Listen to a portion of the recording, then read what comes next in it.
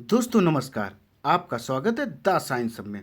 दोस्तों आज class 8th में हम साइंस का चैप्टर पढ़ेंगे 4th, जिसका टॉपिक है पदार्थ, धातु और अधातु, यानी कि मेटल्स एंड नॉन मेटल्स। दोस्तों आप सभी लोग धातुओं से परिचित होंगे, जैसे लोहा हो, एल्युमिनियम हो, चांदी हो, सोना हो, प्लेटिनम हो, इस्पात हो आदि। जी क्या हैं? सारी की सारी धातु की कैटेगरी में आती हैं और सभी की सभी लगभग विद्युत धारा की सुचालक होती हैं, यानी कि इनमें विद्युत धारा आराम से प्रवाहित होती है। अब आपको हम बता दें अधातुएं क्या होती हैं। अधातुएं वे होती हैं जिनमें विद्युत धारा प्रवाहित नहीं होती है, चाहे वह लकड़ी हो चाहे प्लास्टिक हो। लेकिन ध्यान रखिएगा, अगर लकड़ी सूखी है तो उसमें विद्युत धारा प्रवाहित नहीं होगी। अगर इसी जगह कोई लकड़ी गीली है तो उसमें विद्युत धारा प्रवाहित होगी। हम आपको धातु और अधातु के भौतिक, रासायनिक और इनमें क्या क्या क्रियाएं होती हैं सब कुछ बताने वाले हैं, और धातु अधातु का क्या क्या उपयोग होता है हमारी ज़िंदगी में वो भी हम आपको बताने वाले हैं। दोस्तों इस चैप्टर को करवाते हुए मैं आपको इस चैप्टर के सारे क्वेश्चन आंसर भी करवाऊंगा। चलिए दोस्तों स्टार्ट करते हैं अपना 4th चैप्टर, जिसका टॉपिक है धातु और अधातु। आप लोहा, एल्युमिनियम, तांबा आदि जैसे कुछ पदार्थों से परिचित हैं, यानी कि इन पदार्थों को आप बहुत अधिक से जानते हैं। देखिए एक सारणी दी गई है 4.1 पदार्थों की दिखावट और कठोरता, यानी कि बताना है कि लोहा कैसा होता है, ठीक है, कोयला कैसा होता है, सल्फर जिसको गंधक कहते हैं, एल्युमिनियम, कॉपर। इसके बारे में आपको टेबल खुद भरनी है कि लोहा मजबूत होता है और इसमें चमक होती। कोयले में क्या होता है, ये मजबूत होता है बट लोहे से इतना मजबूत नहीं होता। सल्फर क्या होती है, कम मजबूत होती। एल्युमिनियम मजबूत होती है, एल्युमिनियम के एरोप्लेन वगैरह भी बनाए जाते हैं। ठीक, एल्युमिनियम को गैस में जिन बर्तनों का भोज्य पदार्थ पकाने के लिए भी हम प्रयोग करते हैं। कॉपर, कॉपर में इलेक्ट्रिसिटी के लिए हम प्रयोग करते हैं, एल्युमिनियम भी इलेक्ट्रिसिटी के लिए प्रयोग करते हैं। तो ये इनकी कुछ विशेषताएं नहीं, आपको पढ़ना है और इनको खुद समझना है। क्या आप उन पदार्थों के नाम बता सकते हैं जो धातु हैं? सारणी 4.1 में शेष पदार्थ अधातु हैं। धातुओं का अधातुओं से अंतर उनके भौतिक और रासायनिक गुणों के आधार पर किया जा सकता है। याद करिए कि चमक और कठोरता भौतिक गुण है। क्या है? चमक और कठोरता कैसी? ये एक फिजिकल करेक्टर होता है जिसको हिंदी में भौतिक गुण कहते हैं। अब हम लोग देखेंगे धातुओं और अधातुओं के भौतिक गुण।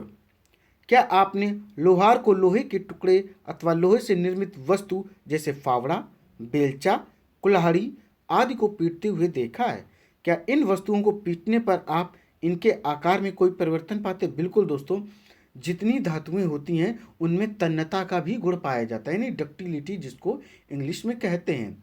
यानी कि इसे जब हम गर्म करते पीटते तो ये आकार में बढ़ती हैं और जिस आकार में चाहते हैं उस आकार में इनको गर्म करने के बाद हम परिवर्तित कर लेते हैं।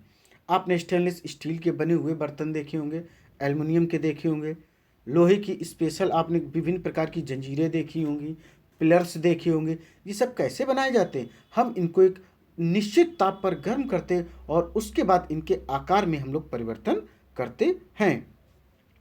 क्या कोयले के टुकड़े को पीटने पर भी वैसे ही परिवर्तन की अपेक्षा करते हैं? बिल्कुल नहीं दोस्तों, क्योंकि कोयला क्या होता है, इसमें तन्यता या डक्टिलिटी का कोई भी गुण नहीं पाया जाता। जब भी हम कोयले को पीटते हैं तो ये टुकड़ों में बिखर जाता है, बट ऐसा मेटल्स के साथ यानी कि धातुओं के साथ नहीं होता है। अब हम लोग देखेंगे क्रियाकलाप 4.1। एक लोहे की कील, एक कोयले का टुकड़ा, एक मोटे एल्युमिनियम तार का टुकड़ा और एक पेंसिल लेड लीजिए। लोहे की कील लेकर उसे हथौड़े द्वारा पीटिए, जैसा कि चित्र में आप लोग देख पा रहे होंगे 4.1। हथौड़े से लोहे की कील को पीटना, जैसा कि आप लोग देख पा रहे हैं। फिर आप लोग देखिए पीटने से इस कील पर क्या प्रभाव पड़ता है। परंतु ध्यान रहे कि इस प्रक्रम में आप स्वयं को चोट ना पहुंचाएं। ऐसा ना करें कि आप कील ठोकते ठोकते अपने उंगली या अंगूठे में चोट लगा लें। जोर से पीटने का प्रयास कीजिए। एल्युमिनियम के तार पर भी जोर से चोट गिरिए। इस प्रकार का क्रम कोयले के टुकड़े और पेंसिल के लेड के साथ भी कर सकते हैं। अब जो आपने प्रैक्टिकल किया है उसको आपको क्या करना है, इस टेबल यानी कि इस सारणी में आपको दिखाना है 4.2 पदार्थों की आघात वर्धनीयता। क्या बोलते हैं इसको, आघात वर्धनीयता इसको कहते हैं। जैसे लोहे की कील में क्या होगा, जब इसे आप ठोकेंगे तो इसमें आकार में परिवर्तन होगा, बढ़ेगी बट टूटेगी नहीं। ठीक है, ज़्यादा ठोकेंगे तो टूट भी सकती है, किसकी लिमिट्स होती है, तन्यता डक्टिलिटी। अब देखते हैं कोयला का टुकड़ा, कोयला का टुकड़ा क्या हो जाएगा, कोयला का टुकड़ा टूट कर बिखर जाएगा। और एल्युमिनियम की तार, ये इसमें भी क्या है, या आघात वर्तना सहन करने की क्षमता होती है यानी कि तन्यता डक्टिलिटी होती है। पेंसिल लेड में ऐसा कुछ भी नहीं होता, वह बिखर जाएगा। अब देखना है, आपने देखा कि लोहे की कील और एल्युमिनियम के तार को पीटने पर उनका आकार परिवर्तित हो जाता है। आइए दोस्तों हम लोग फिर से देखते हैं। आपने देखा कि लोहे की कील और एल्युमिनियम के तार को पीटने पर उनका आकार परिवर्तित हो गया। यदि उन्हें अधिक शक्ति से पीटा जाए तो उन्हें शीट में परिवर्तित किया जा सकता। आप संभवतः मिठाइयों को सजाने के लिए उपयोग में लाए जाने वाले चांदी के वर्क से भी परिचित होंगे। आप एल्युमिनियम पन्नी यानी कि पणिका द्वारा खाद्य सामग्री को लपेटने के उपयोग से भी अवश्य परिचित होंगे। धातुओं का गुण यानी कि धातु का जो गुण होता है, करेक्टर होता है, जिसके कारण उन्हें पीट कर शीट में परिवर्तित किया जा सकता है, उसे आघात वर्धनीयता कहते हैं। क्या कहते हैं, आघात वर्धनीयता कहते हैं। यह धातुओं का अभिलाक्षिक गुण है। जैसा आपने देखा होगा, कोयले और पेंसिल लेड जैसे पदार्थ यह गुण प्रदर्शित नहीं करते। क्या हम इन्हें धातु कह सकते हैं? क्या आप बिना प्लास्टिक लकड़ी के हत्थे वाले गर्म धातु के पात्र को स्वयं बिना आघात पहुंचाए पकड़ सकते हैं? शायद नहीं, क्योंकि धातु की एक विशेषता होती है, उसमें ऊष्मा प्रवाहित करती है। और धातु में क्या होता है, मेटल्स में क्या होता है, इलेक्ट्रिसिटी भी फ्लो करती यानी विद्युत धारा भी प्रवाहित करती है। कुछ अन्य अनुभवों की सूची भी बनाने का प्रयास करिए जिसमें एक लकड़ी या प्लास्टिक का हत्था आपको घायल होने से बचाता है। जब आप गर्म वस्तुओं को पकड़ते हैं, इन अनुभवों के आधार पर आप लकड़ी और प्लास्टिक द्वारा ऊष्मा के चालन के विषय में क्या कह सकते हैं? आपने एक विद्युत कर्मी को पेचकस से काम करते देखा होगा, उसका हत्था किस प्रकार होता है और क्यों, आइए जानिए। दोस्तों, जो विद्युत कर्मी होता है, इलेक्ट्रिसिटी ठीक करने वाला कैंडिडेट होता है, मैकेनिशियन होता है, जिसको क्या बोलते हैं हम लोग, इलेक्ट्रीशियन बोलते हैं। तो उसका जो चाहे पेचकस हो, ठीक है, चाहे उसका प्लास हो, जो उसके हत्थे होते हुए लकड़ी या प्लास्टिक के बने होते हैं, ताकि इनमें किसी भी प्रकार की विद्युत धारा प्रवाहित ना हो, क्योंकि प्लास्टिक और लकड़ी में विद्युत धारा प्रवाहित नहीं होते हैं। ये दोनों अधातु यानी कि नॉन मेटल्स की कैटेगरी में आते हैं। अब हम लोग देखेंगे क्रियाकलाप 4.2।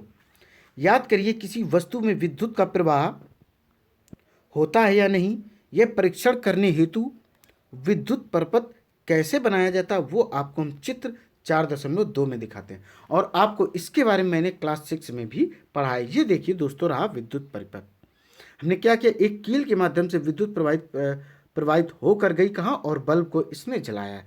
तो इससे यह बात साबित होती है कि जो कील है यह एक धातु की बनी है और यह धातु की सुचालक है, यानी कि इस कील में धातु है वह आराम से प्रवाहित हो सकती है। आइए दोस्तों आगे देखते हैं। इसमें विभिन्न वस्तुओं के साथ यह क्रियाकलाप किया होगा। अब इसी क्रियाकलाप को सारणी 4.3 में दिए गए पदार्थ के साथ आपको करना है और उस प्रैक्टिकल को भी देखना है कि इसमें कौन सुचालक है और कौन कुचालक है। देखिए सारणी 4.3, पदार्थों की वैद्युत चालकता। लोहे की छड़ कील क्या होगी, ये एक सुचालक होती है, इसमें विद्युत धारा आराम से प्रवाहित होती है, यानी कि लगभग जितनी धातुएं होती हैं, कुछ एक को छोड़कर सभी में इलेक्ट्रिसिटी प्रवाहित यानी कि फ्लो होती है। गंधक क्या है, आपको स्वयं लिखना है। कोयला क्या है, खुद लिखना है। तांबे का तार क्या है, खुद आपको चेक करके लिखना है और दोस्तों बताना है। देखिए, आपने पाया कि लोहे की छड़ कील और तांबे का तार सुचालक है। लोहे की छड़ और तांबे की कील कैसी है, ये एक सुचालक है, इलेक्ट्रिसिटी की ये गुड कंडक्टर है। जबकि गंधक और कोयला कुचालक है। गंधक और ये कोयला क्या है, ये क्या है, ये इलेक्ट्रिसिटी के बैड कंडक्टर हैं।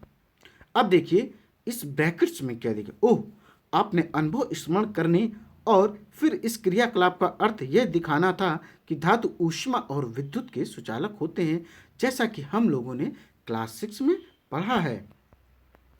आप एल्युमिनियम और तांबे की तारों का उपयोग कहाँ देखते हैं? क्या आपने कोयले की तारें देखी हैं? निश्चित रूप से नहीं। धातुओं का वह गुण जिससे उन्हें खींचकर तारों में परिवर्तित किया जा सकता है, इन्हें हम तन्यता कहते हैं। यानी कि दोस्तों इसको इंग्लिश में हम लोग डक्टिलिटी कहते हैं, तन्यता। यानी कि जितना पीटो लंबे लंबे तार बना लो तो इसमें क्या होगा, ये जो इनकी विशेषता, ये जो इनका करेक्टर है, ये जो इनका गुण है, ये तन्यता कहलाता है। इसको इंग्लिश में डक्टिलिटी कहते हैं। दोस्तों हम आपको बता दें सबसे ज़्यादा डक्टिलिटी गोल्ड में होती है कि नहीं? गोल्ड की हम लोग क्या क्या छोटी छोटी बहुत सारी चीज़ें उनसे बनवा लेते हैं। तो अगर आपसे पूछा जाए डक्टिलिटी तन्यता का गुण किस मेटल्स में सबसे अधिक पाया जाता है, तो वह होता है गोल्ड। कौन सा? गोल्ड, जिसको इंग्लिश में हिंदी में सोना कहते हैं। क्या आपने कभी लोहे की सीट या प्लेट, धातु का सिक्का और एक कोयले का टुकड़ा फर्श पर गिराकर उनसे उत्पन्न ध्वनि के अंतर पर ध्यान दिया है?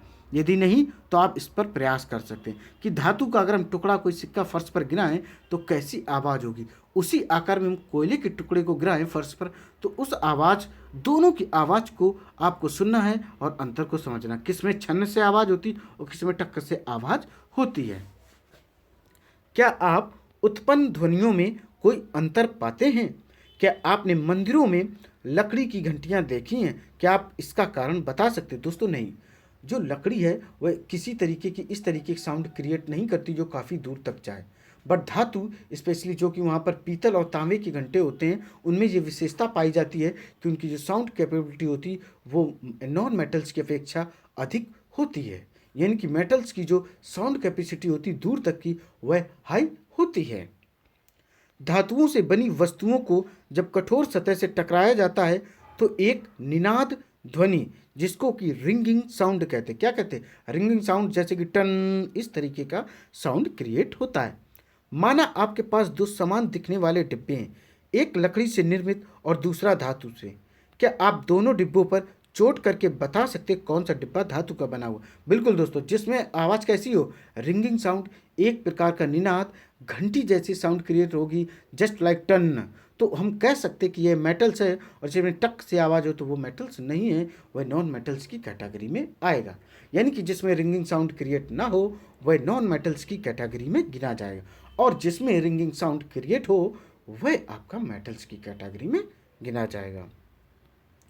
क्योंकि धातु गायन ध्वनियाँ उत्पन्न करते हैं।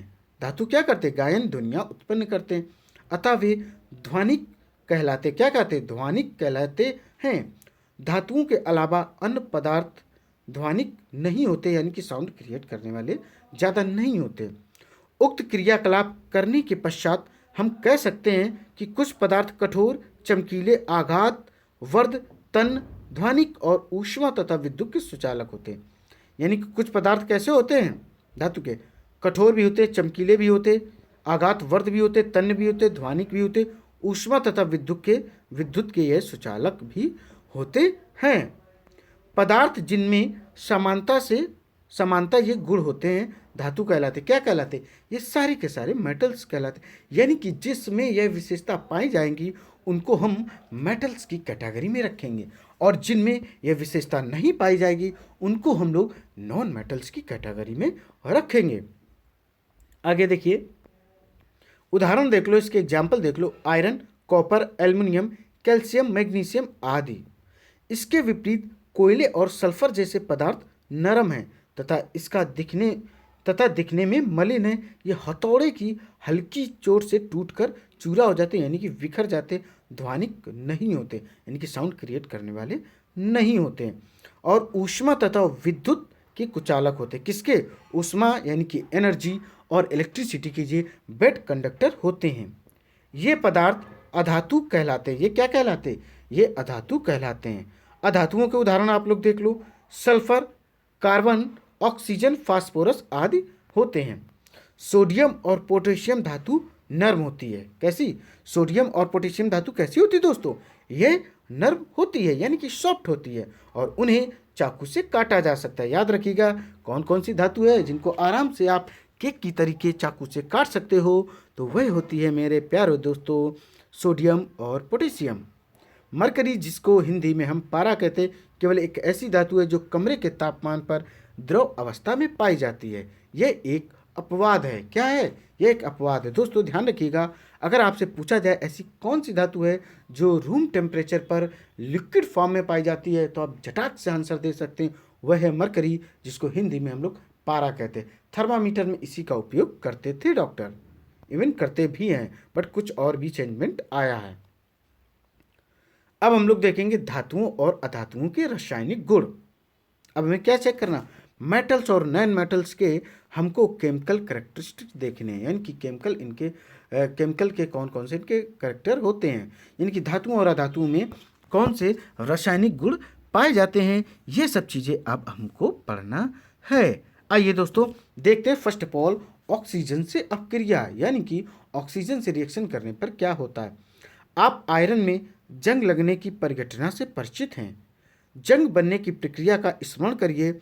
आपने कक्षा किसमें? 7th में मैग्नीशियम रिबन के वायु में दहन का क्रियाकलाप किया है। आपने सीखा था कि दोनों प्रक्रमों में ऑक्साइड बनते हैं। आयरन और मैग्नीशियम की ऑक्साइड के साथ निम्नलिखित अपक्रिया को हमें पूरा करना। आयरन का जो सूत्र दिया गया Fe प्लस ऑक्सीजन, जिसका सूत्र O2 है, प्लस जल यानी कि H2O है। ये जब तीनों चीज़ें मिलती हैं तो बनता क्या है? इससे बनता magnesium Mg plus oxygen O2। क्या दिया गया? इस तरीके से दिया। एक और चीज़ दी गई, वो आपको सर्च करके बतानी है। अब हम लोग देखेंगे क्रियाकलाप 4.3। आइए आयरन, ऑक्सीजन और जल की अपक्रिया के परिणाम स्वरूप बने जंग की प्रकृति की जांच करें। लगभग 1 चम्मच जंग को इकट्ठा करना है और उसे बहुत थोड़े जल में घोलना है। आप पाएंगे कि वह जल में निलंबन के रूप में रहता है। लटकन को अच्छी तरह हिलाइए। विलयन का परीक्षण क्रमशः लाल और नीले लिटमस पत्रों से करिए, जैसा कि आप लोग चित्र 4.3 में देख पा रहे होंगे। आप क्या देखते हैं? विलयन अम्लीय है या क्षारीय है? ये दोस्तों रहा आपका चित्र। जंग की प्रकृति का परीक्षण चित्र 4.3 में ये देखिए, जंग रहा और इस तरीके से लाल लिटमस पत्र देखा और जंग का हमने लोगों ने निलंबन देखा। इसको आप लोग खुद कर सकते हैं और इसको आप लोग समझ सकते हैं। अब देखते इस पैराग्राफ में, यानी कि इस बॉक्स में क्या दिया गया। क्या कॉपर में भी जंग लगता है? मैंने कॉपर के बर्तनों की सतह पर हरा पदार्थ जमा हुआ देखा है, यानी कि कैसा देखा? ग्रीन कलर का देखा है। इसको ग्रीनिश कलर भी कहते हैं। जब कॉपर के बर्तन को लंबे समय तक नम वायु में खुला रखा जाता है तो उस पर एक हल्की परत जम जाती है। यह हरा पदार्थ कॉपर हाइड्रोक्साइड होता है। क्या होता है? कॉपर हाइड्रोक्साइड होता है, जिसका सूत्र होता है CuOH का होल ट्वाइस, और कॉपर कार्बोनेट CuCO3 इसका सूत्र होता है। ठीक है, तो इसमें कौन कौन सा होता है? कॉपर हाइड्रोक्साइड और कॉपर कार्बोनेट का यह मिश्रण होता है, जिसकी अपक्रिया आप लोग नीचे देख पा रहे हो।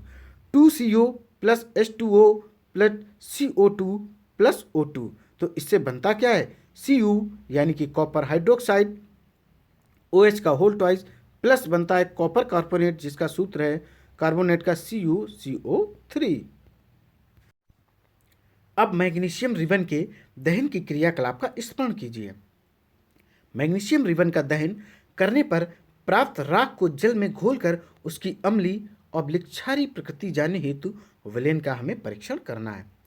विलयन अम्लीय है या क्षारीय है, आप इसको किस प्रकार सुनिश्चित करेंगे? आपने परीक्षण किया होगा कि लाल लिटमस नीला हो जाता है, इसलिए मैग्नीशियम के ऑक्साइड की प्रकृति क्षारीय है। कैसी है? इसका जो नेचर है वह बेसिक होता है। अम्ल का मतलब होता है जो इसकी pH वैल्यू होगी 7 से कम होगी। क्षार का मतलब होता है इसकी pH वैल्यू 7 से अधिक होगी। अगर 7 पर है तो वह उदासीन और इंग्लिश में इसको न्यूट्रल कहते हैं। अम्ल को इंग्लिश में एसिड और क्षार को इंग्लिश में बेस कहते हैं। आइए अब अधातुओं की ऑक्सीजन के साथ हम अपक्रिया करते हैं। अब हम लोग क्रियाकलाप देखेंगे 4.4। चूर्णित सल्फर की कुछ मात्रा एक उद्दहन चम्मच में लीजिए और उसे गर्म करना है। यदि उद्दहन चम्मच उपलब्ध ना हो तो आप किसी भी बोतल का धातु का ढक्कन ले सकते हैं। इसके चारों ओर एक धातु का तार लपेट दीजिए, जैसा कि चित्र 4.4 में आप लोगों को हम दिखाएंगे। जैसे ही सल्फर जलना प्रारंभ हो तो चम्मच को एक गैस जार या कांच के गिलास में ले आइए, जैसा कि चित्र 4.4 में अभी आप देखेंगे। ग्लास को एक ढक्कन से ढक दीजिए जिससे बनने वाली गैस बाहर ना जा सके। कुछ समय पश्चात चम्मच को हटा दीजिए, ग्लास में थोड़ा जल डालिए और तुरंत ढक्कन से वापस ढक दीजिए। क्या करना है, तुरंत हमें इसको ढक्कन से ढक भी देना। अब गिलास को भली भांत हिलाइए। विलयन का परीक्षण क्रमशः लाल और नीले लिटमस पत्रों द्वारा करिए और देखेंगे आप लोग चित्र। ये देखिए चित्र 4.4 में सल्फर चूर्ण का दहन, यानी जो सल्फर चूर्ण का हम लोग दहन कर रहे हैं, ये रहा। और ये रहा आपका काम चलाऊ उद्दहन चम्मच, जैसा कि हमने किसी ढक्कन से बना रखा है। ये देखिए रहा आपका चित्र 4.4 का लिटमस पत्रों द्वारा विलयन का परीक्षण। किसके द्वारा, लिटमस पत्रों के द्वारा हम लोग विलयन का परीक्षण कर रहे हैं। किसका कर रहे हैं, लिटमस पेपर के द्वारा हम इसका परीक्षण कर रहे हैं। कोई बात नहीं दोस्तों, अब आगे देखते हैं हम इसमें क्या बता रहे हैं आगे। ये रही एक टेबल, अम्लों और क्षारों में धातु और अधातु, ये आपको इसमें आराम से देखकर समझकर करना है। देखिए दोस्तों आगे देखिए, सल्फर और ऑक्सीजन की अपक्रिया में बनने वाले उत्पाद का नाम सल्फर डाइऑक्साइड गैस है। जब सल्फर डाइऑक्साइड को जल में विलय करते हैं तो सल्फ्यूरस अम्ल प्राप्त होता है। अपक्रिया निम्न प्रकार से दी जाती है। सल्फर डाइऑक्साइड SO2 प्लस जल H2O, इससे बनता क्या है, सल्फ्यूरस अम्ल H2SO3। क्या बनता है, H2SO3। आगे देखिए, सल्फ्यूरस अम्ल नीले लिटमस पत्र को लाल कर देता है। सामान्यतः अधातुओं के ऑक्साइड अम्लीय प्रकृति के होते हैं।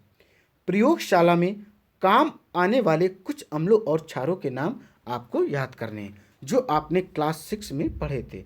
उनके नाम सारणी 4.4 में लिखिए। उनमें उपस्थित धातु अथवा अधातु की पहचान भी हमें करनी है, जो ऑक्सीजन के साथ ऑक्साइड बनाते हैं।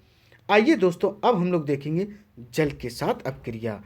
जल के साथ अब हम लोग अपक्रिया देखेंगे मेटल्स और नॉन मेटल्स की, यानी कि धातु और अधातु की। आइए देखें धातु और अधातु किस प्रकार जल से अपक्रिया करते हैं। देखिए, सोडियम धातु बहुत अपक्रियाशील होता है। यह ऑक्सीजन और जल के साथ अत्यंत तीव्र अपक्रिया करता है। अपक्रिया में बहुत अधिक ऊष्मा उत्पन्न होती है, इसलिए मिट्टी के तेल में संचित रखा जाता है। कहाँ रखा जाता है, अगर आपसे पूछा जाए ऐसी कौन सी धातु है जिसको मिट्टी के तेल में संचित रखा जाता है, यानी मिट्टी के तेल में, घासलेट के तेल में सुरक्षित रखते हैं, वही होती है सोडियम। क्या है, सोडियम होती है। दोस्तों अब हम लोग देखेंगे क्रियाकलाप 4.5। एक 250 ml यानी कि 250 ग्राम, जिसको बोलोगे आप लोग 250 मिलीलीटर का बीकर कांच का गिलास लीजिए। इसे आधा जल से भर लीजिए। आप सावधानी पूर्वक एक छोटा सोडियम धातु का टुकड़ा काटिए। फिल्टर पत्र का उपयोग कर इसे सुखा लीजिए और फिर रुई के छोटे टुकड़े में लपेट लीजिए। रुई में लिपटे सोडियम के टुकड़े को बीकर में डाल दीजिए। सावधानी पूर्वक प्रेक्षण कीजिए। प्रेक्षण लेते समय बीकर से दूर रहें। जब अपक्रिया बंद हो जाए बीकर को छुएं। आप क्या अनुभव करते हैं, क्या बीकर गर्म हो गया है? विलयन का लाल और नीले लिटमस पत्रों से परीक्षण करिए, विलयन अम्लीय है या क्षारीय है। ये देखिए दोस्तों चित्र रहा 4.5 सोडियम की जल से अपक्रिया। सोडियम की किससे, जल से अपक्रिया रही। आपने देखा कि सोडियम जल के साथ तीव्र अपक्रिया करता है। कुछ अन्य धातु ऐसा नहीं करते हैं। उदाहरण के लिए आयरन जल से धीमी अपक्रिया करता है। यानी कि दोस्तों आयरन में क्या होगी, आयरन में, लोहे में सिर्फ जंग लगेगी, बट यह किसी भी तरीके से पानी में ज्वलनशील नहीं है, यानी कि पानी में किसी प्रकार की ऊष्मा उत्पन्न नहीं करता है। सामान्यतः अधातु जल से अपक्रिया नहीं करते। क्या लकड़ी, प्लास्टिक, धातु या इससे जल से अपक्रिया करते? दोस्तों नहीं करते हैं, बिल्कुल भी ये पानी से या जल से किसी भी प्रकार की कोई अपक्रिया नहीं करते। यद्यपि वे वायु में बहुत सक्रिय हो सकते हैं, इस प्रकार के अधातुओं को जल में रखा जाता है। उदाहरण के लिए फास्फोरस एक बहुत सक्रिय अधातु है। दोस्तों फास्फोरस क्या है? यह एक सक्रिय यानी कि बहुत एक्टिव नॉन मेटल्स है। वायु में खुला रखने पर यह आग पकड़ लेता है। फास्फोरस क्या है? यह एक अधातु है और जब भी इसको खुला में रखते तो यह आग पकड़ लेती। उधर क्या था? सोडियम था। सोडियम को इसलिए हम लोग किस में रख रहे थे? सुरक्षित रख रहे थे, मिट्टी के तेल में उसको सुरक्षित हम लोग रख रहे थे। वह पानी से भी अपक्रिया कर रहा था तेजी से। फास्फोरस से वायुमंडलीय ऑक्सीजन का संपर्क ना हो इसलिए उसे जल में रखा जाता है। अम्लों से अपक्रिया। आइए देखें धातु और अधातु अम्लों के साथ किस प्रकार व्यवहार करते हैं। इसके लिए हम लोग देखेंगे क्रियाकलाप 4.6। सावधानी क्या रखनी है? परक नली के मुंह को अपने चेहरे से दूर रखिए। परक नली पकड़ने के लिए परक नली होल्डर का हमें प्रयोग करना है। ये आप देख सकते हैं टेबल। धातु और अधातुओं की अम्लों से अपक्रिया करने पर क्या होगा आप लोग इसमें समझ सकते हैं और खुद इसको लिख सकते हैं। देखिए नमूने पृथक परक नली में लीजिए और उन्हें ABCDF तक चिन्हित करने। ड्रॉपर की सहायता से प्रत्येक परक नली में एक एक करके 5 ml तनु हाइड्रोक्लोरिक अम्ल डालिए। अपक्रिया का सावधानी पूर्वक प्रेक्षण कीजिए। यदि ठंडे विलयन में कोई अपक्रिया नहीं होती तो परक नली को हल्का गर्म करिए। प्रत्येक परक नली के मुंह के पास एक जलती हुई माचिस की तीली लाइए। यही अपक्रिया तनु हाइड्रोक्लोरिक अम्ल के स्थान पर तनु सल्फ्यूरिक अम्ल लेकर दोहराइए। और क्या करना है? ये हमें टेबल में दर्शाना है 4.5 में, जैसा कि आप लोग अभी देख चुके हैं। क्या धातु और अधातु अम्लों से भिन्न प्रकार से अपक्रिया करते हैं? परक नली के मुंह के पास जलती हुई माचिस की तीली लाने पर कुछ में पॉप ध्वनि क्यों उत्पन्न हुई थी? आपने पाया होगा कि अधातु सामान्यतः अम्लों से अपक्रिया नहीं करते हैं, परंतु धातु अम्लों से अपक्रिया करते हैं और हाइड्रोजन गैस उत्पन्न करते हैं जो पॉप ध्वनि के साथ जलती है। आपने देखा कि कॉपर तनु हाइड्रोक्लोरिक अम्ल से गर्म करने पर भी अपक्रिया क्या करते हैं? अपक्रिया नहीं करता है, परंतु यह सल्फ्यूरिक अम्ल से अपक्रिया करता है। दोस्तों अब हम लोग क्या पढ़ेंगे? क्षारों से अपक्रिया, यानी कि बेस से किस तरीके से मेटल्स और नॉन मेटल्स रिएक्ट करते हैं वह अब हम इसमें पढ़ेंगे। अब देखेंगे हम लोग क्रियाकलाप 4.7। सोडियम हाइड्रोक्साइड विलयन बनाते समय सावधानी बरतिए कि सोडियम हाइड्रोक्साइड की टिकियाओं को प्लास्टिक स्पेचुअल से पकड़ें, यानी कि जो उसके पीसेस हैं, टुकड़े हैं, उनको हमें प्लास्टिक स्पेचुअल से ही पकड़ना है। एक परक नली में सोडियम हाइड्रोक्साइड का ताज़ा विलयन उसकी 3-4 टिकियाँ यानी कि जो पीसेस हैं 5 ml जल में घोलकर बनाइए। इसमें एक एल्युमिनियम की पन्नी का टुकड़ा डालिए। एक जलती हुई माचिस की तीली परक नली के मुंह के निकट लाइए। ध्यान से देखिए क्या हो रहा है। क्या देखना है? अब देखना पॉप ध्वनि क्या दर्शाती है। दोस्तों पॉप ध्वनि क्या दर्शाती है? देखिए सबसे पहले आपको हम दिखाते हैं कुछ चित्र। दोस्तों यह चित्र रहा ABCD। चित्र 4.6 है। A तथा B विस्थापन अपक्रियाएं क्या दी गई? ये विस्थापन अपक्रियाएं दी गई हैं। ABCDE कौन सी दी गई हैं? ABCD ये अपक्रियाएं दी गई हैं जैसा कि आप लोग देख पा रहे होंगे। B देखो कोई परिवर्तन नहीं। इसमें क्या है? देखिए ABCD मतलब जो CDE है 3 है, इनमें कोई चेंजमेंट नहीं हुआ है। देखिए दोस्तों ये चित्र अभी बाद में भी हम आपको दिखाएंगे। चलिए आगे देखिए। देखिए दोस्तों पॉप ध्वनि क्या दर्शाती है? पहले की तरह पॉप ध्वनि हाइड्रोजन गैस की उपस्थिति दर्शाती है। क्या करती? यह हाइड्रोजन गैस की स्थिति को दर्शा रही है। धातु सोडियम हाइड्रोक्साइड से अपक्रिया कर हाइड्रोजन गैस उत्पन्न करते हैं। अधातुओं की क्षारों से अपक्रियाएं जटिल हैं।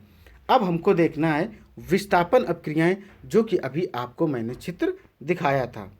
देखिए कॉपर सल्फेट और आयरन के मध्य अपक्रिया वाले क्रियाकलाप को याद कीजिए। आपने कक्षा 7 में किया था। क्या किया था? क्लास 7 में इस प्रैक्टिकल को हमने आराम से किया था। उस प्रकार की कुछ और अपक्रियाओं को हम लोग देखते हैं, जिसके लिए हम क्रियाकलाप देखेंगे 4.8। कौन सी देखेंगे?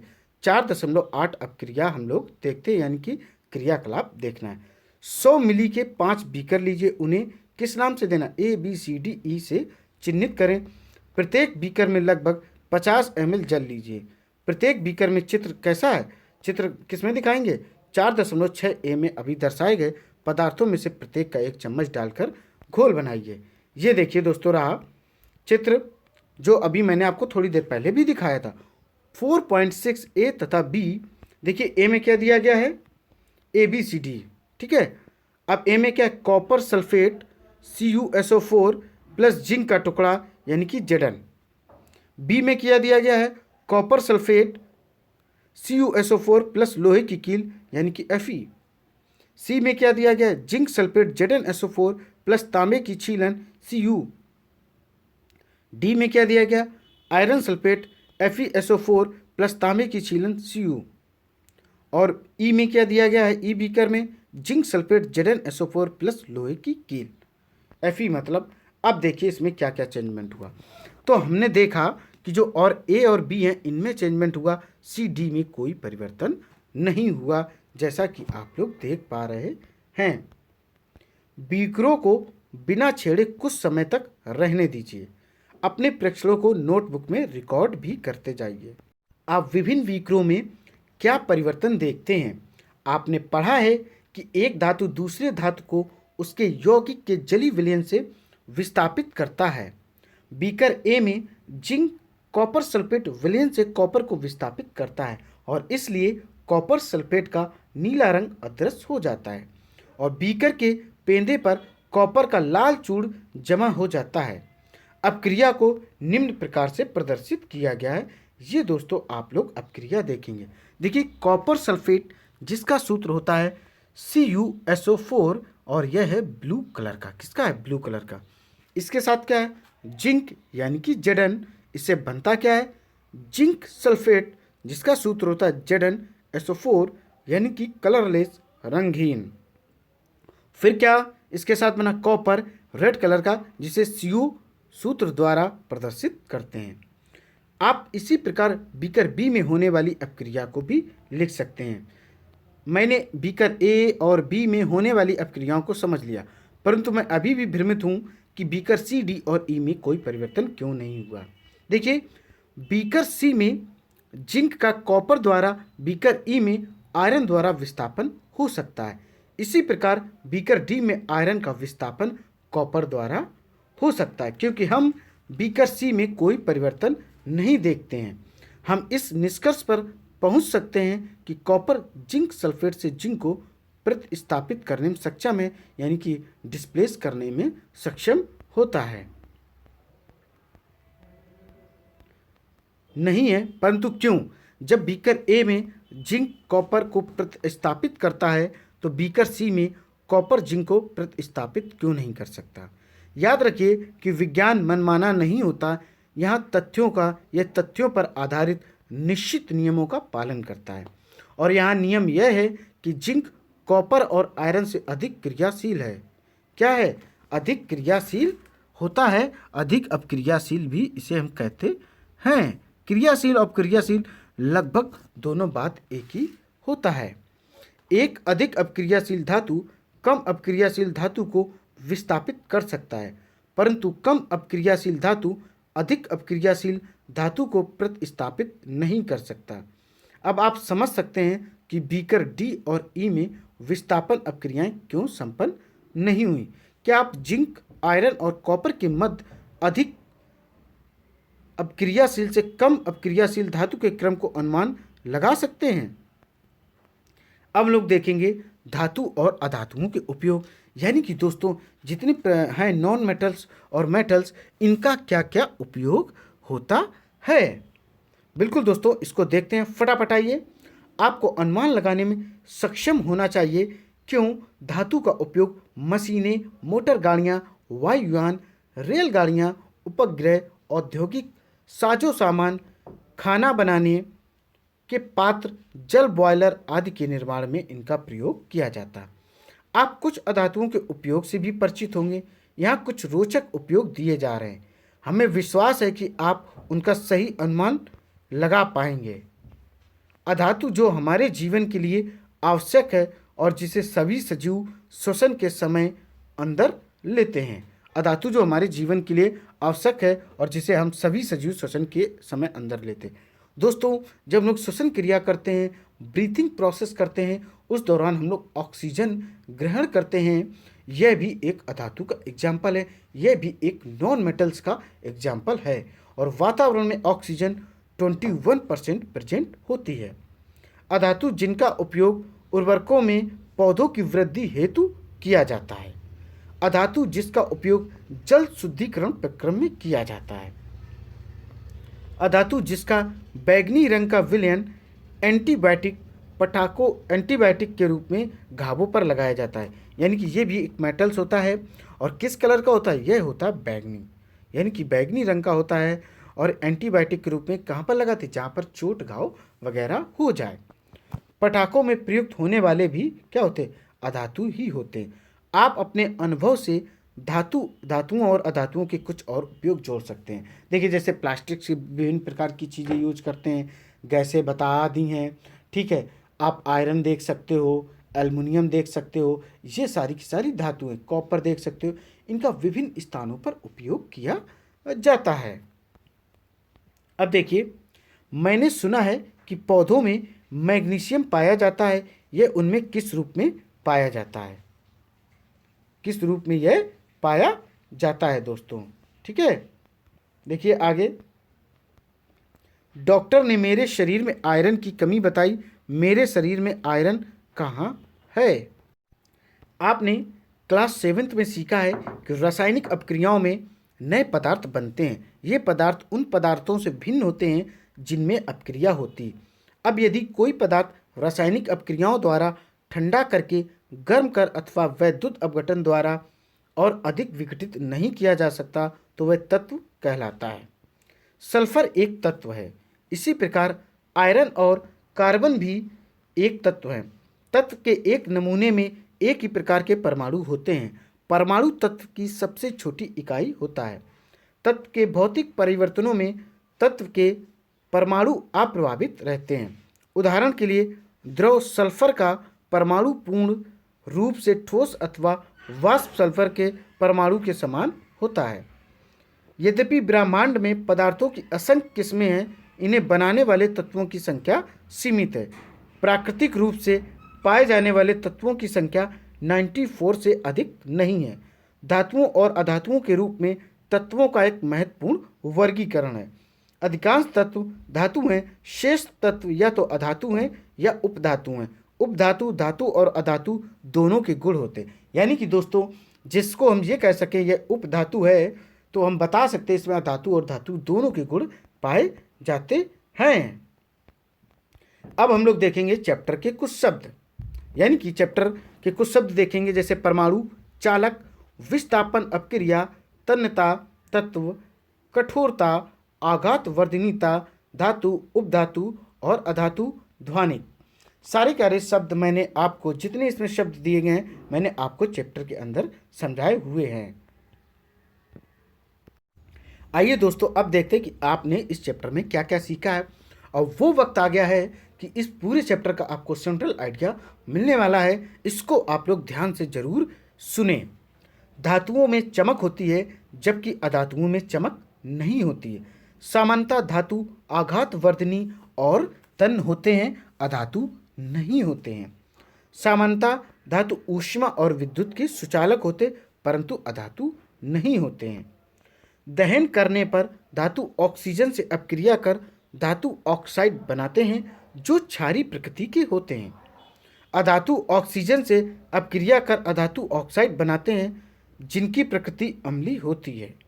कुछ धातु जल से अपक्रिया कर धातु हाइड्रोक्साइड और हाइड्रोजन गैस उत्पन्न करते हैं। अधातु जल से अपक्रिया नहीं करते हैं, धातु अम्लों से अपक्रिया करते हैं। धातु लवण तथा हाइड्रोजन गैस बनाते हैं। समानता, अधातु अम्लों से अपक्रिया नहीं करते हैं। कुछ धातु क्षारों से अपक्रिया कर हाइड्रोजन गैस देते हैं। अधिक अपक्रियाशील धातु कम अपक्रियाशील धातुओं को उनके धातु यौगिकों के जलीय विलयन में विस्थापित कर देते हैं। धातुओं और अधातुओं का दैनिक जीवन में व्यापक उपयोग होता है, यानी कि इनका बड़े स्तर पर उपयोग होता है। जितनी भी चीज़ें आप देख रहे हैं आसपास बनी हुई, सारी की सारी धातु और अधातुओं से ही बनी होती। कुछ ऐसी होती जो उपधातुओं से भी बनी होती हैं। अब दोस्तों आते हैं अभ्यास प्रश्न पर। किस पर आना? अभ्यास प्रश्न पर। देखिए पहला प्रश्न दिया गया है वह यह है, निम्नलिखित में से किसको पीटकर पतली चादरों में परिवर्तित किया जा सकता है? तो वह क्या है? देख लो आप लोग, जिंक, फास्फोरस, सल्फर, ऑक्सीजन। तो इसमें जिंक है। क्या है? जिंक। क्योंकि जिंक क्या है? ये एक मेटल्स है, धातु है, और धातु में एक विशेष गुण पाया जाता है जिसको आघातवर्धनीयता कहते हैं। यानी कि इसे अगर हम पीटें तो इसे हम एक शीट में परिवर्तित कर सकते हैं या इसके आकार में परिवर्तन भी कर सकते हैं। यह इसका एक विशेष गुण होता है। बाकी जो तीन ऑप्शन दिए गए, फास्फोरस, सल्फर और ऑक्सीजन, ये अधातु हैं, ये एक नॉन मेटल्स हैं। अब हमें क्वेश्चन नंबर देखना है 2 नंबर। कौन सा देखना है? 2 नंबर देखना है। निम्नलिखित में से कौन सा कथन सही है? देखिए का नंबर, सभी धातुएं तन होती हैं। सही है कि गलत है? ये दोस्तों गलत है। क्या है? सभी धातुएं क्या होती? वह तन नहीं होती। कुछ ऐसी धातुएं होती जो लिक्विड फॉर्म में भी पाई जाती। खा नंबर देखियो, सभी अधातुएं तन होती। ये तो एकदम गलत है। गा नंबर देखिए, समानता धातुएं तन होती हैं। बिल्कुल दोस्तों, समानता लगभग धातुएं क्या होती हैं? मेटल्स क्या होती? उनमें डक्टिलिटी की क्वालिटी, यानी कि डक्टिलिटी का करैक्टर पाया जाता है। तन्यता का उनके अंदर यह विशेष गुण पाया जाता है। घा नंबर देखो, कुछ अधातुएं तन होती। यह गलत है। अधातुओं में ऐसा कोई गुण नहीं पाया जाता कि जिससे पीटो यह बढ़े। दोस्तों, अगर अधातु को हम पीटेंगे तो ये टुकड़ों में बिखर जाएगी। चाहे आप कोयले को देख लो या किसी भी ऐसी चीज़ को देख लो जो अधातु की कैटेगरी में आती हो। ठीक है, बट जैसे प्लास्टिक्स वगैरह लो तो इसको हम ठोक कर नहीं बढ़ा सकते, बट प्लास्टिक्स को हम चाहें तो गर्म करके इसके आकार में परिवर्तन कर सकते। इसको हम प्लास्टिक का रिसाइकलिंग कह सकते हैं, यानी कि पुनः चक्रण भी कह सकते हैं। अब हम लोग क्वेश्चन देखेंगे 3 नंबर। रिक्त स्थानों की पूर्ति करना है। क्या करना है दोस्तों? रिक्त स्थानों की पूर्ति करना है। का नंबर देखो, फास्फोरस। फास्फोरस जो होता है वह बहुत अधिक क्रियाशील होता है। क्या होता है? यह बहुत अधिक क्रियाशील दोस्तों होता है। खा नंबर देखो क्या दिया गया है, धातुएं ऊष्मा और विद्युत की सुचालक होती हैं। धातुएं जो होती हैं दोस्तों वो क्या होती हैं? वह ऊष्मा और विद्युत की सुचालक होती हैं। यानी कि इसमें जो ऊष्मा भी प्रवाहित कर सकती है। आप किसी भी लोहे की चीज़ वस्तु ले लो, एल्युमिनियम की ले लो, उसमें पानी गर्म करो या उसमें कोई और चीज़ गर्म करो तो आप महसूस करेंगे, हाथ लगा के भी टेस्ट कर सकते हैं, बट ध्यान रखें कि हाथ जले ना आपका। तो उससे ये चीज़ क्लियर हो जाए कि जो वह पात्र है जिसमें पानी या और कोई भी चीज़ गर्म की जा रही है उसमें ऊष्मा प्रवाहित हो रही है। तो हम कह सकते हैं कि इसमें हीट फ्लो होती है, यानी कि जो धातु है वह ऊष्मा आराम से प्रवाहित करा सकती है अपने अंदर। और विद्युत की बात कीजिए तो आप देख सकते हैं कि कॉपर वगैरह, एल्युमिनियम के तार वगैरह भी बनाए जाते हैं और इलेक्ट्रिसिटी इनके अंदर आराम से फ्लो होती है। किसके अंदर? मेटल्स के अंदर आराम से इलेक्ट्रिसिटी फ्लो होती है, इसलिए यह इलेक्ट्रिसिटी और हीट के गुड कंडक्टर होते हैं। ऊष्मा और विद्युत के ये क्या होते हैं? एक सुचालक होते हैं। अब देखते हैं गा नंबर, आयरन कॉपर की अपेक्षा अधिक अपक्रियाशील होता है। देखिए दोस्तों, आयरन क्या होता है? कॉपर की अपेक्षा अधिक अपक्रियाशील होता है। कैसे? आप एक आयरन का टुकड़ा लीजिए, लोहे का टुकड़ा लीजिए, आप उसे बाहर डाल दीजिए हर मौसम में। बरसात के मौसम में आप देखेंगे जब उसे नमी मिलेगी तो उसकी त्वचा पर, यानी कि बाहरी जो सतह है उस पर क्या हो जाएगा? जंग लगने लगेगी। क्या लगने लगेगी? जंग लगने लगेगी। तो इससे क्लियर होता है कि जो आयरन और जो लोहा होता है वह कॉपर की अपेक्षा अधिक अपक्रियाशील होता है, बट कॉपर के साथ इतनी तेजी से नहीं कोई चीज़ पकड़ती है।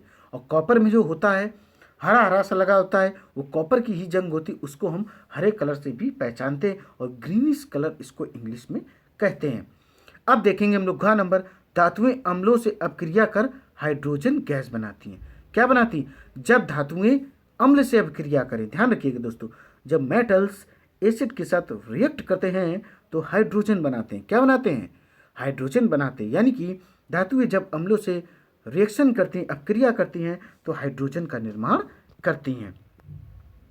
अब हमें दिए गए हैं क्वेश्चन 4 नंबर दिया गया है कि यदि कथन सही है तो टी और गलत है तो कोष्टक में एफ लिखना है। बिल्कुल दोस्तों लिखेंगे। तो इसमें हम पहला क्वेश्चन देखेंगे का नंबर, समानता अधातु अम्लों से अपक्रिया करती है। समानता नहीं, लगभग सारी जो धातुएं होती, सॉरी, समानता अधातु अम्लों से अपक्रिया करती नहीं दोस्तों। जो अधातु होती, नॉन मेटल्स होती, वो अम्लों से अपक्रिया नहीं करती। अम्लों से अपक्रिया कौन करते? ये मेटल्स करते, सिर्फ धातु करती हैं। तो ये जो आपका सेंटेंस हो जाएगा वह गलत हो जाएगा।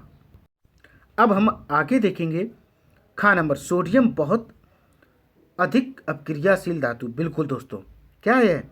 बहुत अधिक अपक्रियाशील है। इसे बाहर कहीं भी रखो तुरंत इसमें आग लग जाती है। इसलिए इसे कहाँ सुरक्षित रखते हैं? इसको मिट्टी के तेल में या घासलेट के तेल में इसको सुरक्षित रखते हैं, ताकि यह बहुत जल्दी से कोई भी रिएक्शन ना करे। अब देखें घा नंबर, कोयले को खींचकर तारे प्राप्त की जा सकती हैं। क्या आप लोग कोयले को खींचकर तारे प्राप्त कर सकते हो? नहीं दोस्तों, कोयले पर हम जब भी वार करेंगे तो वह छोटे छोटे टुकड़ों में बिखर जाएगा, टूट जाएगा, बट लेकिन किसी भी प्रकार का तार का रूप धारण नहीं करेगा। तो हम कह सकते हैं कि यह सेंटेंस पूर्णतः गलत है। कोयले में कोई भी तन्यता, आघातवर्धनीयता, इस टाइप की कोई भी विशेषता नहीं पाई जाती है। तन्यता और आघातवर्धनीयता के जो गुण हैं वह सिर्फ और सिर्फ मेटल्स में, यानी कि धातुओं में पाए जाते हैं। किसमें पाए जाते हैं? धातुओं में पाए जाते हैं। अब हमें क्वेश्चन जो दिया गया है वह दिया गया है 5 नंबर। क्या दिया गया ये आपको देखना। नीचे दी गई सारणी में गुणों की सूची दी गई है। इन गुणों के आधार पर धातुओं और अधातुओं में अंतर लिखना है। बिल्कुल दोस्तों लिखेंगे। देखिए, फर्स्ट नंबर है दिखावट। तो धातु कैसी होगी? वह चमकीली होगी, चमकदार होगी। अधातु कैसी होगी? उसमें कोई भी चमक नहीं होगी, यानी कि चमक रहित होगी, किसी भी प्रकार की शाइनिंग नहीं होगी। कठोरता की बात करें तो जो धातु है वह कठोर होगी। कैसी होगी? कठोर होगी। बट जो अधातु है वह मुलायम होगी या धातु की अपेक्षा कम कठोर होगी। अब देखो, आघात वर्धनीयता की बात करें तो धातु क्या है? ये एक लचीला होता है। इसको हम पीट पीट कर धातु को विभिन्न प्रकार के रूप में परिवर्तित कर सकते हैं और तार वगैरह भी आराम से बना सकते हैं। बट जो अधातु होती वह लचीली नहीं होती, उसमें लचीलेपन का कोई भी गुण नहीं पाया जाता। इसको ठोकेंगे पीटेंगे तो यह बिखर जाएगी। अब देखेंगे 4 नंबर, तन्यता, जिसको डक्टिलिटी बोलते हैं। ये क्या होता है? तन होता है। धातु कैसा होता है? तन होता है। इसे ठोक ठोक के हम पतले पतले तार बना सकते हैं। सबसे ज़्यादा डक्टिलिटी की विशेषता गोल्ड में पाई जाती है। बट अधातु में कोई भी इस तरीके का गुण, यानी कि डक्टिलिटी की करैक्टर जो है वह नहीं पाया जाता। ये किसी भी प्रकार का तन्यता का गुण नहीं रखता है और ना ही यह किसी भी प्रकार का तार इससे हम धातु से बना सकते हैं। अब 5 नंबर देखें, ऊष्मा का चालन। तो दोस्तों हम आपको बता दें, ऊष्मा का जो चालन होता है अधातु में वह 1 नंबर होता है। यानी कि यह गुड कंडक्टर होता, सुचालक होता है हीट का। आराम से इसमें आप कोई भी लोहे का पात्र गर्म करो, कोई भी धातु का पात्र गर्म करो, आप उसे टच करके देखो, वह आपको महसूस कराएगा, फीलिंग दिलाएगा कि उसमें ऊष्मा है वह प्रवाहित हो रही है। बट अधातु क्या है? वह कुचालक होती, उसमें किसी भी प्रकार की ऊष्मा प्रवाहित नहीं होती है। अब हम लोग देखेंगे 6 नंबर। इस 6 नंबर दिया गया विद्युत चालन। क्या दिया गया? विद्युत चालन। दोस्तों हम आपको बता दें कि धातु जो है, जो मेटल्स होते हैं, वह इलेक्ट्रिसिटी फ्लोइंग के लिए एक वेरी गुड कंडक्टर का वर्क करते हैं। यानी कि जितनी भी धातु होते हैं उसमें विद्युत धारा आराम से प्रवाहित होती, इसीलिए यह विद्युत धारा के सुचालक होते हैं। बट जो अधातु होती है उसमें किसी भी प्रकार की विद्युत धारा प्रवाहित नहीं होती है। यानी कि आप कोशिश करें लकड़ी में विद्युत धारा प्रवाहित हो जाए, प्लास्टिक में हो जाए, कागज में हो जाए, क्या ऐसा हो सकता है? दोस्तों नहीं हो सकता है। इसलिए अधातु क्या है? विद्युत धारा के कुचालक होते हैं, बैड कंडक्टर होते हैं। और धातु क्या होती है? वह गुड कंडक्टर होते हैं। अब हम लोग देखेंगे क्वेश्चन नंबर 6। क्या देखना है? क्वेश्चन नंबर हमें 6 देखना है दोस्तों।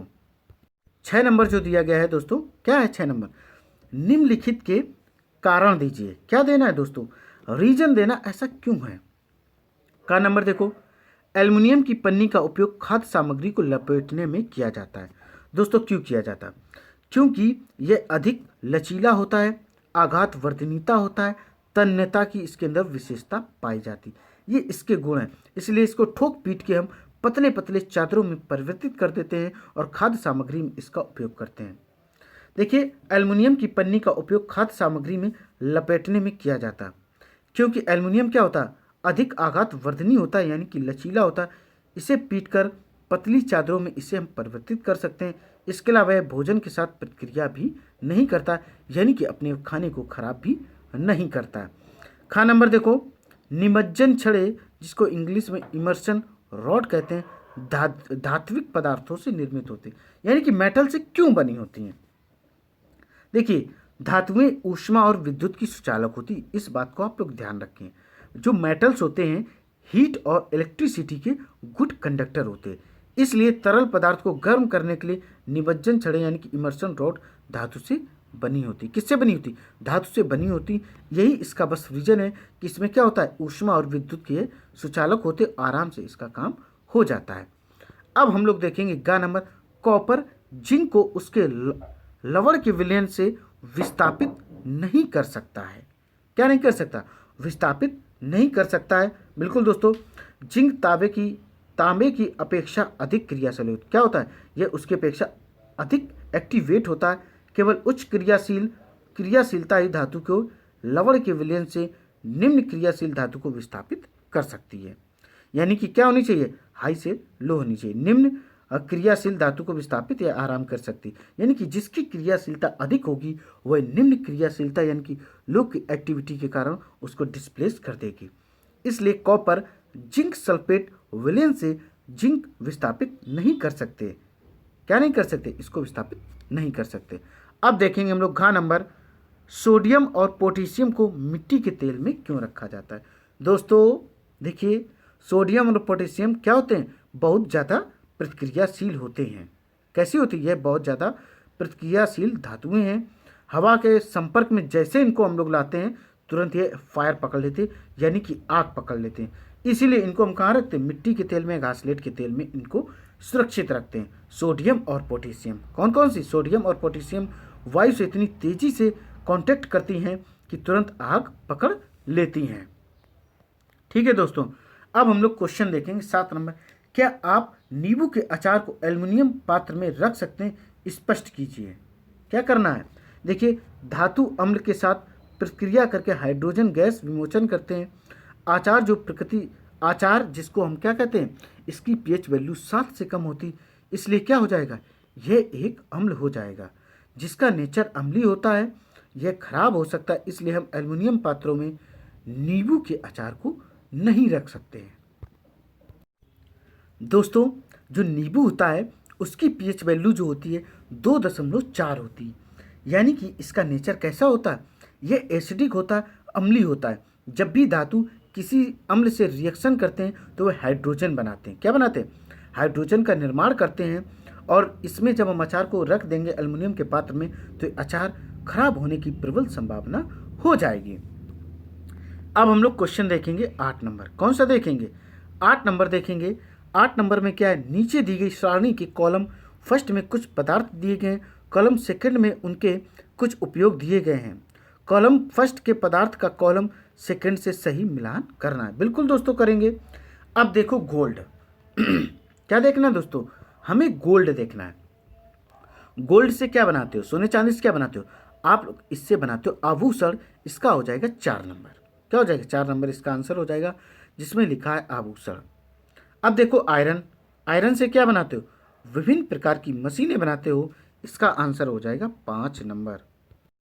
अब देखिए दोस्तों, एल्यूमिनियम। एल्यूमिनियम से क्या? खाद्य सामग्री लपेटने के लिए इसकी हम चादरें बनाकर क्या करते हैं? खाद्य सामग्री आराम से इसमें लपेट देते हैं। लेकिन इसमें अम्लीय कोई भी पदार्थ नहीं रखते हैं क्योंकि ये रिएक्ट कर जाता है। अब देखो 4 नंबर कार्बन। तो कार्बन क्या होता है? इसमें आएगा ईंधन, जो कि ये 6 नंबर में। कार्बन का क्या उपयोग है? यह ईंधन के रूप में उपयोग किया जाता है। 5 नंबर देखो, कॉपर।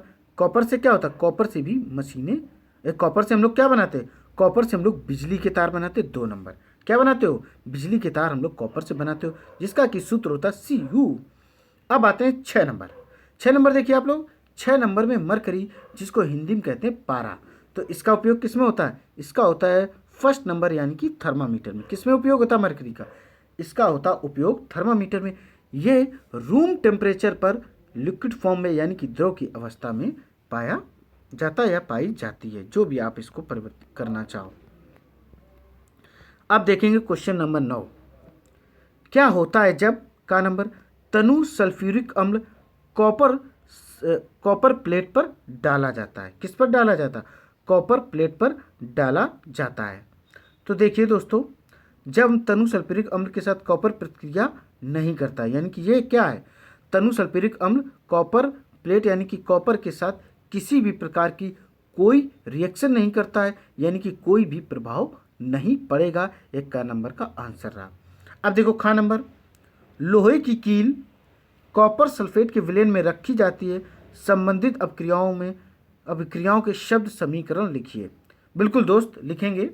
लोहे की जो प्रति है अपक्रियाशील, यानी कि लोहे की प्रतिक्रियाशीलता कॉपर की तुलना में अधिक है। क्या होती है? ये ज़्यादा होती है। तो लोहा कॉपर सल्फेट विलयन से कॉपर को विस्थापित करेगा, तो क्या हो जाएगा? तो इस प्रक्रिया में क्या होगा? कॉपर सल्फेट का जो रंग है वह नीला रंग फीका पड़ जाएगा। नीला जो रंग होता है उसका वह कैसा हो जाएगा? वह लाइट ब्लू कलर में चेंज हो जाएगा। देखिए, लोहा प्लस कॉपर सल्फेट मिलाएंगे तो क्या बनेगा? आयरन सल्फेट प्लस कॉपर बनेगा। अब हम लोग देखेंगे क्वेश्चन नंबर 10। देखिए दोस्तों, सलोनी ने लकड़ी के कोयले का एक जलता हुआ टुकड़ा लिया और उससे उत्सर्जित होने वाली गैस को एक परख नली में इकट्ठा किया। किसने किया? सलोनी ने किया। देखिए दोस्तों, का नंबर क्या दिया गया? वह गैस की प्रकृति कैसी होगी आपको ज्ञात करना है। तो परख नली में, किसमें? परख नली में थोड़ा पानी डालें जिसमें गैस एकत्रित है। अब परख नली को ढक दें, इसे अच्छे से हिलाएं, नीले लिटमस और लाल लिटमस के साथ परीक्षण करें। नीला लिटमस लाल हो जाएगा। इस प्रकार गैस की प्रकृति अम्लीय है। यानी कि दोस्तों, जब नीला लिटमस पेपर लाल में परिवर्तित हो जाए तो वह कैसा है? वह एसिडिक है, यानी कि अम्लीय होता है। अब देखो खा नंबर, इस प्रक्रम में होने वाली सभी अपक्रियाओं के शब्द समीकरण लिखिए। बिल्कुल दोस्तों, लकड़ी का कोयला जब ऑक्सीजन के साथ रिएक्शन करता है, प्रतिक्रिया करता है, अपक्रिया करता है, तो कार्बन डाइऑक्साइड गैस बनती। कौन सी गैस बनती? कार्बन डाइऑक्साइड, जिसका फार्मूला था CO2। देखिए, लकड़ी का कोयला प्लस ऑक्सीजन, लकड़ी का कोयला प्लस ऑक्सीजन, जिससे बना कार्बन डाइऑक्साइड। दोस्तों, अब हम लोग देखेंगे क्वेश्चन नंबर 11। एक दिन रीता अपनी माँ के साथ आभूषण विक्रेता के दुकान पर गई। उसकी माँ ने सुनार को पॉलिश करने हेतु सोने के पुराने आभूषण दिए। अगले दिन जब वे आभूषण वापस लाई तो उन्होंने पाया कि उनका भार कुछ कम हो गया है। क्या आप भार में कमी का कारण बता सकते हैं? बिल्कुल दोस्तों, बिल्कुल बता सकते हैं, क्योंकि जब भी पॉलिश की जाती है तो जो आभूषण होते हैं उनको कायदे से रगड़ाई की जाती है। तो इससे क्या होता है कि जो ऊपरी त्वचा, उनकी ऊपरी जो सतह होती है वह हट हो जाती है, जिससे वह चमकदार तो हो जाते हैं दोस्तों, बट उनका जो वजन होता है, जो वेट होता है, वह कम हो जाता है। सोने के आभूषण को चमकाने के लिए इसे एक अम्ल, जिसे एक्का या रेचिया कहा जाता है, क्या कहते हैं इसे? एक्का या रेचिया कहते हैं, में डुबोया जाता है।